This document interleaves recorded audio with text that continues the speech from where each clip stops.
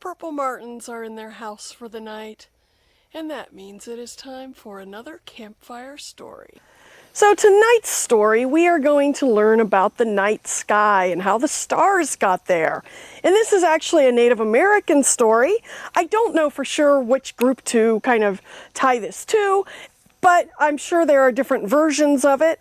And it's just like any other campfire story that I tell. It's one that I was told around a campfire one time. And so I'm going to tell the version that I heard. And in this story, it is before there were people, and the animals all could talk, and they, for the most part, they got along. And there was never nighttime. It was always sunny. And they started to do some strange things. They started kind of getting tired of being the way that they should be. So, for example, there were birds who were trying to be more like frogs, and hopping around and trying to be like frogs and sit by the water all the time. And there were squirrels who were trying to slide around in the grass like snakes. And all the animals kind of started trying to act like other animals rather than to be themselves. And after a while, it kind of started to aggravate some of the animals, and they started fighting.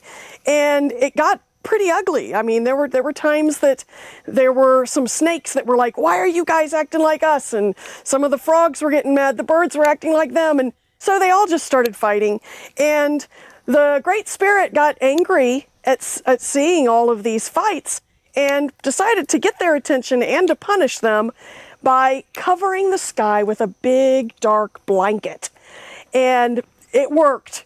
They had never seen darkness like that before, and they stopped right away. And it scared them, and they didn't know quite what to do about it. And they decided that they were going to try to come up with a plan. Now, the hummingbird is one of the smallest animals, and it was very eager to help with this problem and was flitting around going, "I know how to do it, I know how to do it." And everyone kind of looked at this tiny little bird and said, "You're too little, you don't know what you're talking about. Let some of the bigger animals take care of this problem." So the hummingbird just kind of, let them take over. And one of their first thoughts was that they could pile up on top of each other until they reached the blanket, and then they could pull it off. And so the bigger animals, like the bears and the moose, got down on the bottom, and then some of the smaller animals got on top. So the wolves and the coyotes and the foxes, and then the raccoons and the squirrels. And they did make a pretty good pile. They got up pretty high, and then of course they couldn't balance anymore and they all fell down, and that obviously didn't work, and they were kind of bruised and roughed up a little bit. And again, Hummingbird came up and said, "Guys, I know what to do, I know what to do, I can fix it." And they said, no, let some of the bigger animals take care of this problem. So then the turkey vulture came up, and he had just beautiful big wings and feathers over the top of his head. Now, if you know anything about turkey vultures, if you've seen the one at our nature center, you probably know that they really don't have feathers on top of their head. But in this story, they did.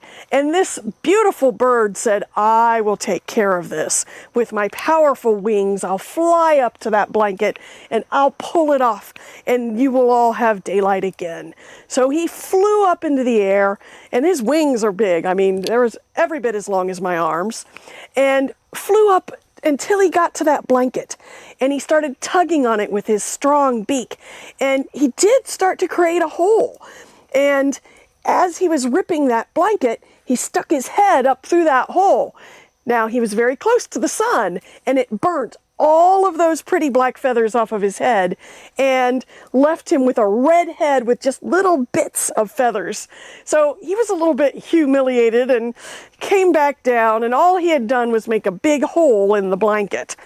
And so he had tried his best, and Hummingbird said, "Well, you did a good job, but I know what to do, I know what to do." And they all looked at him again and said, "No, Hummingbird, let the bigger animals figure it out." So after the turkey vulture's defeat, they were trying to think of what to do, and nobody really had a good idea. And Hummingbird kept saying, "Come on, guys, let me try. And I think they were just getting tired of hearing him, and they said, "You know what, Hummingbird, I don't know what your idea is, but you really want to help, so go for it." So the hummingbird flew up there with his little wings, and they can fly fast. When they flap their little wings, they go about 70 beats a second.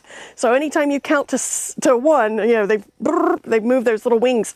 And when he was flying, he was using a lot of energy. I mean, if you were able to use as much energy as a hummingbird, you'd need to be eating like 300 hamburgers an hour, or a day, not an hour. That'd be pretty impossible.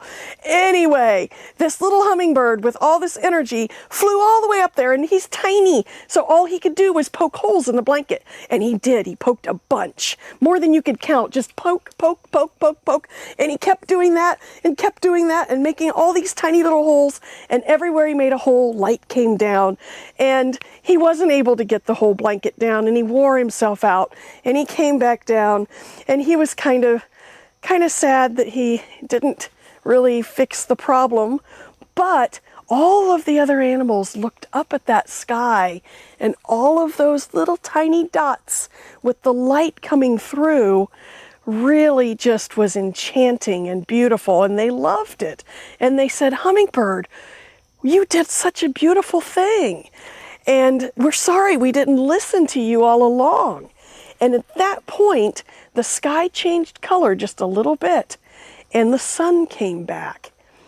Now, what happened was the Great Spirit saw that the animals were finally getting along and decided to bring back the daylight, but only part of the time.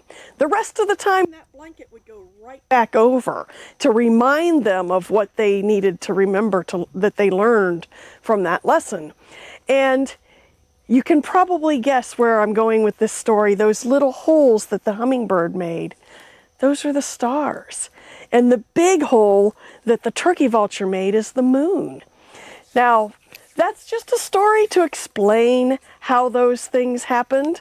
And it is kind of a neat thing when you look up in the sky to see that and think about the story. And remember that it is best when everyone does their part. Even if they're tiny, you still might have a great idea, and that hummingbird definitely should have been listened to from the beginning. Thank you.